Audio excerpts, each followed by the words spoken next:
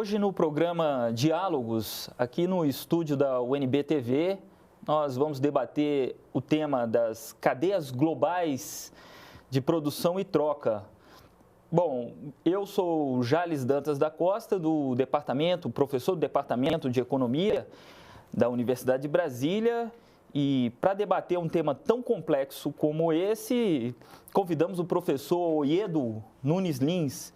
O Oyedo é professor do Departamento de Economia e Relações Internacionais da Universidade Federal de Santa Catarina, com participações nos programas de pós-graduação dessa instituição, com um conjunto de artigos, capítulos de livros e livros publicados. É uma satisfação enorme poder estar aqui com o professor Oyedo.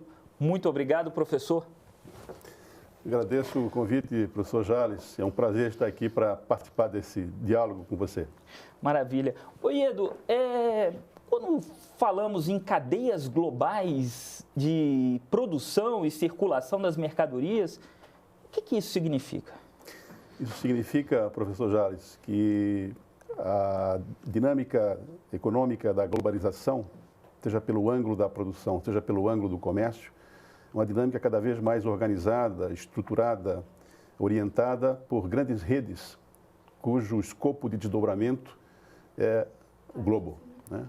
Não se deve tomar ao pé da letra a palavra global, o adjetivo global. Global no sentido de amplamente transfronteiriço, né? Com grande abrangência. Um tipo de organização produtiva e de fluxo de mercadorias através das fronteiras que caracteriza diferentes setores da atividade econômica. Quando você fala em setores, Oyedo, quais setores, né? Sim, a gente encontra o tipo de configuração estilo cadeias, desde setores com uma certa intensidade em tecnologia, por exemplo, o setor automotivo, a produção de veículos automotores, até atividades do setor de serviços, como, por exemplo, o turismo. Essas cadeias, na verdade, não representam um aspecto do período contemporâneo, representam isso, mas não é apenas isso. Elas marcam, na verdade, a trajetória da economia mundial do capitalismo. Autores da historiografia econômica, em algumas perspectivas teóricas, já registram a presença desse tipo de organização 4 séculos atrás, por exemplo, né? No século XVI, era possível falar da cadeia global, com o adjetivo global, com todas as aspas que se quiser colocar na palavra, envolvendo uma mercadoria, por exemplo, uma embarcação, a caravela, o navio. Certo. Como um automóvel hoje, um navio é fruto de uma conjunção de um conjunto de peças e componentes cuja produção acontecia, como acontece hoje com os automóveis, em diferentes lugares, em diferentes países, em diferentes regiões.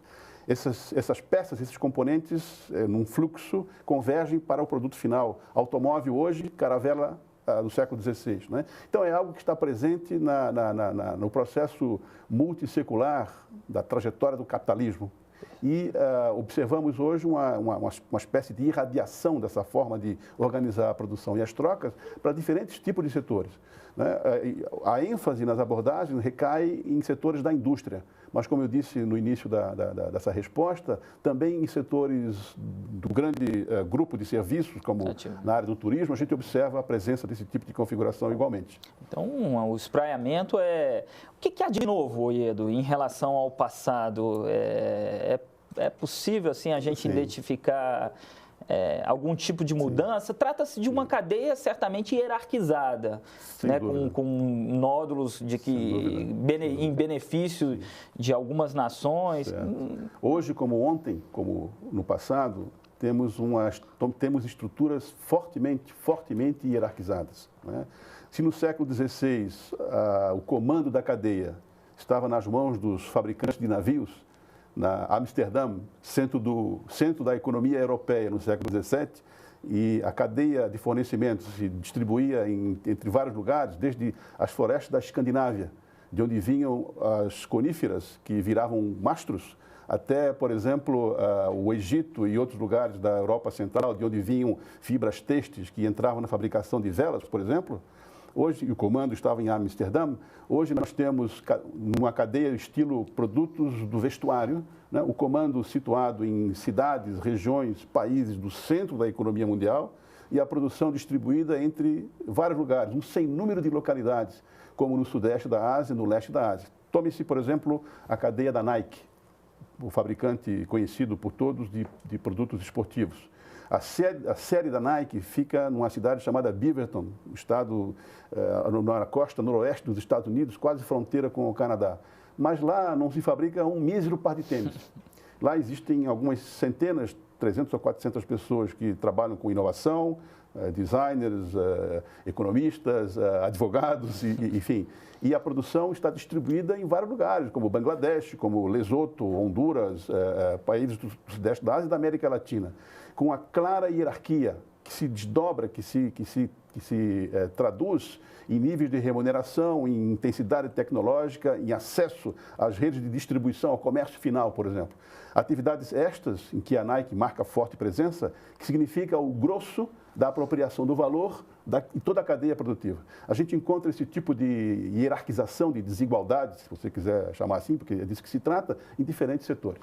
Como é que fica a situação, então, de países do que a gente entende como semiperiferia e periferia nesse processo de inserção dentro das cadeias globais de produção e troca? Esse é um tema excelente e de uma atualidade atroz, porque remete à questão dos vínculos entre cadeias e desenvolvimento, entendendo desenvolvimento como ligado a melhores empregos, nível de renda mais elevado, condições de vida da população mais favoráveis, traduzindo um melhor ou pior tipo de inserção na economia global. Então, esse é um tema bastante importante nesse debate sobre cadeias. A literatura internacional associa a possibilidade de uma melhor inserção de países e regiões externos ao centro do capitalismo, uma melhor inserção na economia mundial, nas cadeias, na medida em que eles são capazes de protagonizar upgrading ou ascensão industrial. Um exemplo, fabricantes de artigos do vestuário em Bangladesh, deixando de participar da cadeia do vestuário, tão somente como montadores de bens finais, costurando gola de camisa em camisa, passando desse tipo de atividade para uma atividade que implique, por exemplo, conceber modelos de camisas. Percebe? Então, essa é a ideia de ascensão, de upgrading, um novo patamar, uma nova forma de inserção, de diálogo de países, regiões, grupos sociais, setores, empresas, na dinâmica das cadeias. Alcançar esse tipo de inserção envolve mais do que voluntarismo, né? Envolve, por exemplo, políticas públicas. Oi, Edu, então você citou aí, falamos de uma forma geral em relação à inserção de países periféricos, mas você se referiu também à questão de regiões. Sim. Então, como é que a gente pensa as regiões em si dentro desse processo de inserção, que ora, provavelmente empurrada dentro de um elo produtivo mais favorável, que possa receber uma remuneração, ora alijada desse processo, né? O capital é altamente seletivo. A dinâmica da assim chamada globalização é uma dinâmica que abrange, mas exclui. Né? Temos um processo aparentemente contraditório ou paradoxal de envolvimento, mas com separação, com forte hierarquização, quiçá exclusão. Né? O capital internacional não se interessa do mesmo modo, por exemplo, por processos que acontecem no centro-sul do Brasil e em rincões da região norte e nordeste. Então, o capital seleciona. Bom, o modo como economias territorializadas podem participar da dinâmica das cadeias é bastante diferenciado e implica, eu diria, uma aproximação de interesses do próprio capital e daquilo que é possível se realizar em nível territorial, para que uma aproximação possa acontecer. Mas não uma aproximação qualquer, né? Uma aproximação que possa significar, a médio prazo, a longo prazo, ascensão produtiva, né? Dito isso, nós temos que considerar que as regiões, as economias regionalizadas são produtos da história, né? Essas são estruturas socioprodutivas que são construídas ao longo do tempo. A cada corte no tempo, o capital, por assim dizer, as grandes empresas olham a geografia socioprodutiva e decidem como se situar, onde se instalar, né? E vão jogar com as próprias diferenças produzidas ao longo da história para tomar decisões sobre onde se localizar de um modo ou de outro. Né? Então, regiões que têm tecidos produtivos construídos ao longo da história, aparentemente teriam melhores condições, jogando com a carta dos recursos já existentes, com a possibilidade de produção, de projetar um diálogo mais positivo do que seria o caso sem uma capacidade de cooperação local, regiões capazes de lograr uma inserção mais favorável.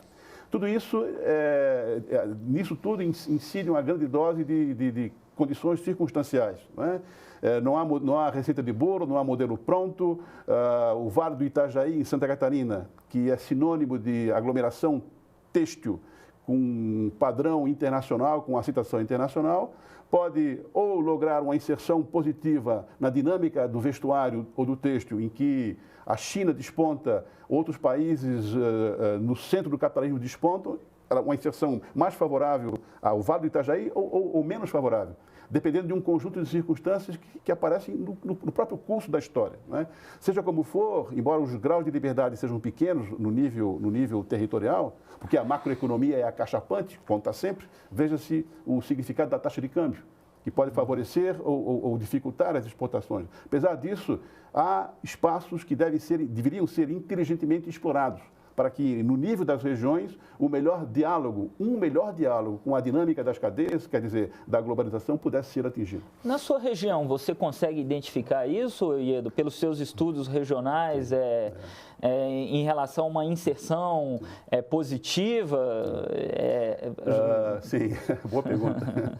Santa Catarina, de onde eu venho, é um estado que eu acho que, mais do que qualquer outro na Federação Brasileira, exibe uma forte articulação entre setores produtivos e regiões, territórios. Para quem não conhece, para quem não sabe, em Santa Catarina, quando se fala complexo eletrometal mecânico, está se falando do Nordeste catarinense. Quando se fala em cerâmica de revestimento, por exemplo, pisos e azulejos, está se falando sobretudo do sul do estado. Quando se fala do têxtil vestuário, eu acabei de usar como exemplo, a gente está falando do Vale do Itajaí. Quando a gente fala em agroindústria de carnes, suínos, aves, etc., estamos falando do Grande Oeste. Nessas diferentes configurações territorial produtivas, as respostas à dinâmica da economia mundial, no sentido de melhor ou pior inserção a partir de iniciativas territoriais, as respostas têm sido bastante diferenciadas. Para dar um exemplo, baseado em um trabalho muito recente que eu fiz, e que talvez tenha sido o mais recente que eu fiz nessa perspectiva. O Grande Oeste catarinense, que se notabilizou, inclusive na pauta de exportações do Brasil, pelas vendas de carnes de aves, suínos, lembrem da Sadia, lembrem da Perdigão, que se fundiram, saiu daí a Brasil Foods e tal, né? Esse Oeste catarinense vem passando por grandes transformações nas últimas décadas. Em grande medida, essas transformações que se traduzem, por exemplo, em seleção dos agricultores familiares que fornecem as aves, os leitões, etc., que vão ser abatidos nos frigoríficos e cujas carnes serão processadas e depois vendidas no mercado brasileiro ou internacional, né? Essa estrutura sofreu um forte abalo, porque as empresas, Sadia, Perdigão, Aurora, etc., passaram a selecionar os agricultores para obter ganhos de logística, para manter nos seus espaços de atuação os mais competitivos, aqueles que têm condições financeiras e tecnológicas mais favoráveis, e excluindo uma grande quantidade deles, que boa parte dos quais simplesmente migrou para as cidades maiores da própria região, Chapecó é o caso, mas sobretudo para o litoral de Santa Catarina. Ao lado disso, essas empresas praticaram uma forte desterritorialização, abrindo fábricas no centro-oeste do Brasil, por exemplo, no município de Rio Verde, no sudoeste de Goiás. A Perdigão, antes de se fundir com a Sadia, criou a sua maior estrutura de processamento para exportações. Só um exemplo. A Sadia, a outrora, fez a mesma coisa em outros estados do Brasil. E tudo isso como uma reação à pressão imposta pela concorrência internacional, a pressão imposta pela indústria, pela cadeia global, digamos assim, da indústria de carnes, de processamento de carnes. Então, um tipo de reação numa região que sobressai no Brasil nesse setor, um tipo de reação que, de um lado, melhorou a inserção das empresas, porque elas galgaram degraus na sua competitividade, elas ascenderam, praticaram upgrade, mas com fortes efeitos sociais, cresceu o desemprego, aumentou a emigração a partir dessas regiões. Os que lá permaneceram, as famílias que lá permaneceram, um bom número delas teve que tentar alternativas de reprodução social, lançando mão, por exemplo, daquilo que a própria história da colonização legou ao território. Uma espécie de ruralidade que implica vínculos de solidariedade, de mutirões, ações coletivas, formando pequenas cooperativas de pequenos produtores que vão fazer geleia, vão eles próprios abaterem animais e beneficiarem, claro que sem conseguir concorrer com as grandes empresas, mas tentando permaneceram na região, tentando encontrar caminhos. Eis aí uma ilustração possível. A forma como uma região especializada, com projeção internacional, inclusive, porque a exportação de carnes na pauta de comércio exterior do Brasil é muito forte, não é? Como que as empresas se reestruturaram, buscando uma melhor inserção na cadeia global, e os efeitos na própria região foram bastante fortes, exigindo respostas na própria região. Oi, Edu, então, eu não sei se a literatura usa o termo de enclave.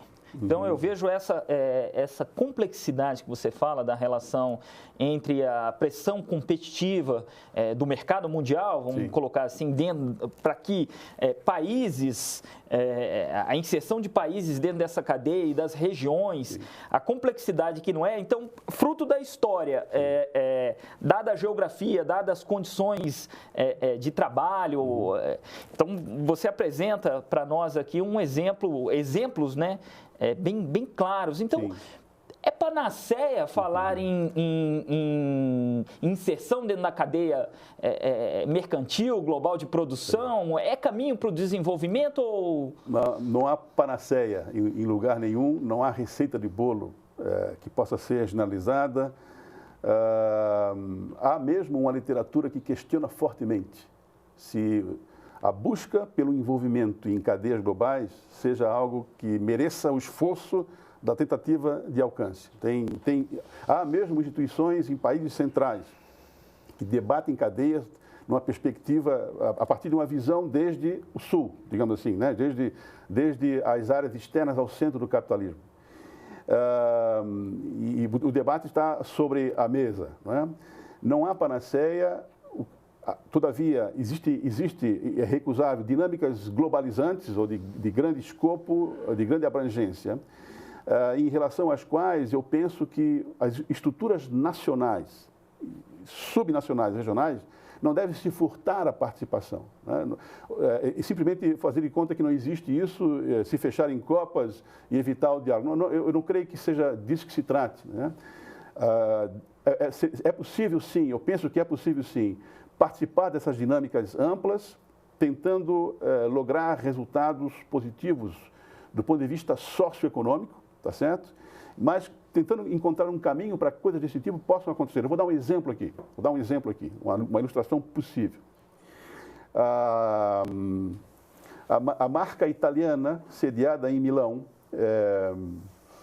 Diesel, passou a contratar a fabricação de bermudas cargo e outros produtos com a sua origem em termos de design em municípios do interior do Ceará.